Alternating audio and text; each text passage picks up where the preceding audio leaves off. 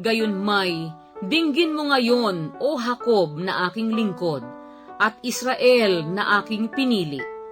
Ganito ang sabi ng Panginoon na lumalang sa iyo, at nagbigay anyo sa iyo mula sa bahay bata, na siyang tutulong sa iyo. Ikaw ay huwag matakot, O Jacob na aking lingkod, at ikaw, Heshurun na aking pinili. Sapagkat ipagbubuhos ko ng tubig siya na uhaw, at ng mga bukal ang tuyong lupa. Aking ibubuhos ang aking espiritu sa iyong lahi, at ang aking pagpapala sa iyong suwi. At sila'y sisibol sa gitna ng damo, gaya ng mga sauce sa tabi ng mga batis. Sasabihin ng isa, ako'y sa Panginoon, at magpapangalan ang iba ng pangalang Jacob.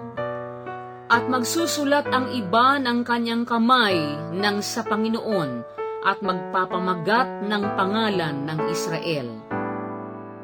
Ganito ang sabi ng Panginoon, ng Hari ng Israel, at ng kanyang manunubos, na Panginoon ng mga hukbo. Ako ang una at ako ang huli, at liban sa akin ay walang Diyos. At sino na gaya ko, tatawag at magpapahayag, at mag-aayo sa ganang akin, mula ng aking itatag ang matandang bayan. At ang mga bagay na dumarating, at ang mangyayari ay ipahahayag nila. Kayo'y huwag mga takot o magsipangilabot man. Hindi ko baga ipinahayag sa iyo ng una at ipinakilala? At kayo ang aking mga saksi. May Diyos baga liban sa akin? Oo, walang malaking bato. Ako'y walang nakikilalang iba. Silang nangagbibigay anyo sa larawang inanyuan ay walang kabuluhan silang lahat. At ang kanilang mga bagay na kinaluluguran ay hindi mapapakinabangan. At ang kanilang sariling mga saksi ay hindi nangakakakita o nangakakaalaman, upang sila'y mga pahiya. Sino ang nag-anyo sa isang Diyos, o bumubo ng larawang inanyuan na di pakikinabangan sa anuman? Narito, lahat niyang kasama ay mga papahiya, at ang mga manggagawa ay sa mga tao. Mapisan sila, magsitayo sila, sila'y mga tatakot, sila'y mga hihiyang magkakasama. Ang panday bakal ay gumagawa ng palakol, at gumagawa sa mga baga, at inaanyuan yaon sa pamamagitan ng mga pamukpok, at ginagawa yaon ng kanyang malakas na bisig. Oo, siya'y gutom, at ang kanyang lakas ay nawawala.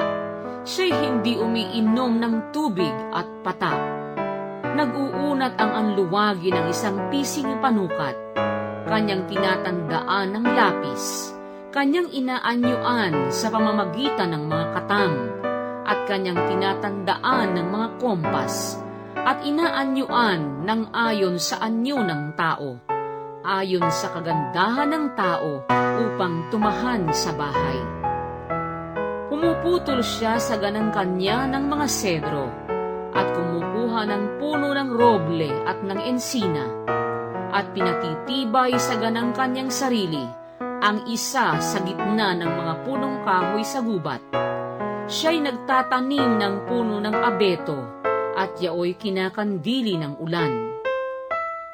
Kung magkagayoy, ilalaan sa tao upang ipanggatong, at kumukuha siya niyaon at nagpapainit. Oo, kanyang pinaliliyaban yaon at ipinagluluto ng tinapay.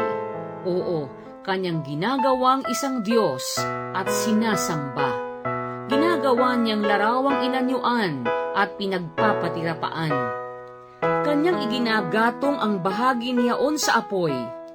Ang bahagi niyaon ay kinakain niya ng karne.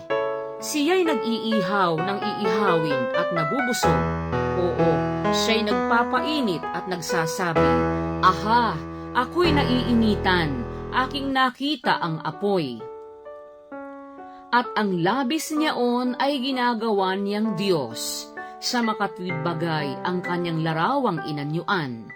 kanyang pinagpapatirapaan at sinasamba at dinadalanginan at nagsasabi, "Iligtas mo ako sapagkat ikaw ay aking Diyos."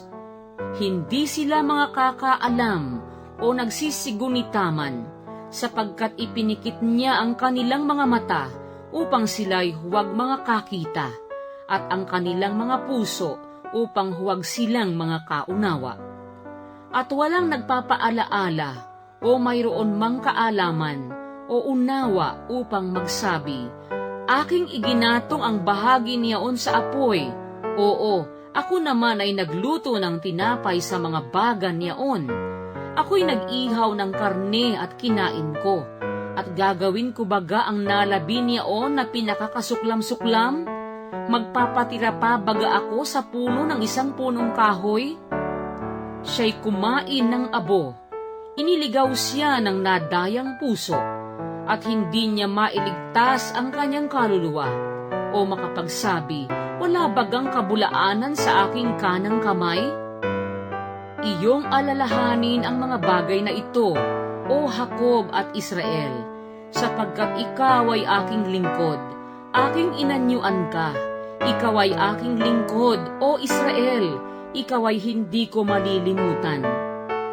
Aking pinawi na parang masinsing ulap ang iyong mga pagsalansang, at parang alapaap ang iyong mga kasalanan. Manumbalik ka sa akin, sapagkat tinubos kita. Magsiawit, o kayong mga langit, sapagkat nilikha ng Panginoon. Kayo'y magsihiyaw, mga lalong mababang bahagi ng lupa. Kayo'y magbiglang magsiawit, kayong mga bundok, o gubat, at bawat punong kahoy na nandiyan, sapagkat tinubos ng Panginoon ang Jacob, at magpakaluwalhati sa Israel.